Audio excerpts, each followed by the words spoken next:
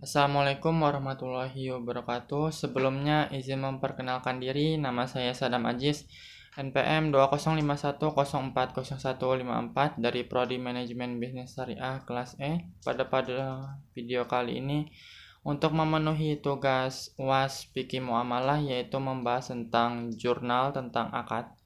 Di sini saya akan membahas tentang konsep akad murabahah pada perbankan syariah, analisa kritis terhadap aplikasi konsep akad murabahah di Indonesia dan Malaysia. Jurnal Hukum nomor 1 volume 16 Januari 2009 106 sampai 126 karya Bagja Agung Prabowo, Fakultas Hukum UII Yogyakarta. Baik, sebelumnya seperti yang kita tahu, Indonesia dan Malaysia merupakan negara yang menjadi pioner dalam mengembangkan perbankan syariah di kawasan Asia Tenggara. Perkembangan perbankan syariah di kedua negara ini cukup pesat, bagaikan jamur yang tumbuh di musim hujan. Perbankan syariah di Malaysia mulai beroperasi sejak tahun 1983 dengan berdirinya BIMB, Bank Islam Malaysia Berhad. Bahkan jika merujuk pada proyek yang diuji cobakan pada lembaga tabung haji, Malaysia sebenarnya mulai mengenal lembaga keuangan Islam semenjak tahun 1963. Meski eksperimen itu dinyatakan gagal.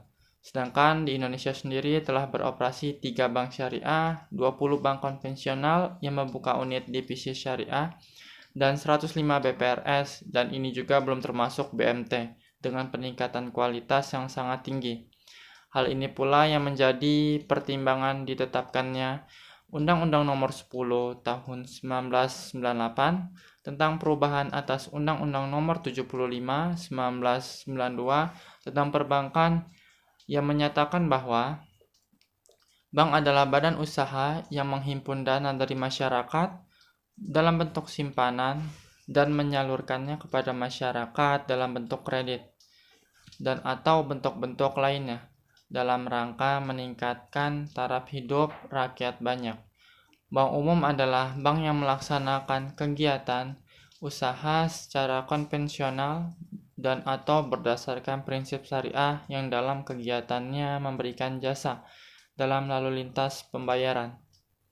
Oke, di sini kita masuk kepada analisisnya. Analisis aplikasi konsep akad murabahah pada perbankan syariah di Indonesia dan Malaysia. Terdapat beberapa perbedaan dalam aplikasi konsep akad murabahah antara Indonesia dan Malaysia. Perbedaan-perbedaan tersebut dapat dilihat dari pemaparan yang akan saya sampaikan saat ini. Akad murabahah pada bank syariah di Indonesia. Bank syariah di Indonesia pada umumnya dalam memberikan pembiayaan murabahah menetapkan syarat-syarat yang dibutuhkan dan prosedur yang harus ditempuh oleh mushtari yang hampir sama dengan syarat dan prosedur kredit sebagaimana umumnya. Jadi syarat dan ketentuan umum pembiayaan murabahah yaitu tidak hanya diperuntukkan untuk kaum muslim saja harus cakap hukum sesuai dengan KUH Perdata, memenuhi 5C yaitu karakter atau watak, koratelar atau jaminan, kapital atau modal, condition of economic atau prospek usaha, dan yang terakhir kapitali yaitu kemampuan. Memenuhi ketentuan Bank Indonesia dan pemerintah sesuai yang diatur dalam Undang-Undang Nomor 10 Tahun 1998 tentang perubahan Undang-Undang Nomor 7 Tahun 1992 tentang perbankan jaminan Doman. Biasanya cukup dengan barang yang dijadikan objek perjanjian, namun karena besarnya pembiayaan lebih besar daripada harga pokok barang karena ada markup-nya, maka pihak bank mengenakan uang muka senilai kelebihan jumlah pembiayaan yang tidak tertutupi oleh harga pokok barang. Jadi contohnya itu pembiayaan motor dengan harga pokok senilai 11 juta, kemudian sesuai dengan perjanjian pihak BAI menjual kepada mushtari senilai 12 juta rupiah dan dibayar ketika jatuh tempo selama 1 tahun. Maka besarnya pembiayaan tersebut adalah 12 juta. Dalam jual beli ini bisa juga dilakukan dengan prinsip angsuran. Jadi mushtari itu setiap bulannya membayar angsuran sebesar 1 juta rupiah. Jika yang dijadikan doman hanya berupa motor, tersebut, maka ketika pihak mustari prestasi dan ketika dijual, maka harga pokok motor tersebut tidak akan mencukupi untuk menutupi besarnya pembiayaan. Maka untuk mengatasi hal tersebut, pihak BAI mewajibkan pihak mustari untuk membayar uang muka minimal sebesar 1 juta rupiah pada waktu terjadi akad atau besarnya uang muka sesuai dengan kebijakan pihak bank. Yang kedua ada akad murabah pada bank syariah di Malaysia.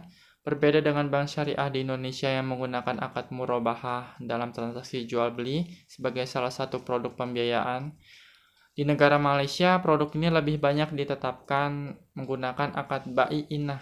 Bai-inah ini secara umum dapat digambarkan sebagai berikut, yaitu contohnya salah satu bank Islam di Malaysia menjual barang dagangannya kepada nasabah dengan harga yang sudah disepakati yaitu RM50 dan diangsur sampai batas waktu tertentu. Lalu bank membelinya kembali dari customer dengan harga yang lebih murah, yaitu sebesar RM40.000. Dengan demikian barang dagangan semula tetap kembali kepada pihak penjual. Baik, mungkin cukup itu saja yang dapat saya sampaikan. Kurang lebihnya saya mohon maaf dan kepada Allah saya mohon ampun. Saya akhiri. Wassalamualaikum warahmatullahi wabarakatuh.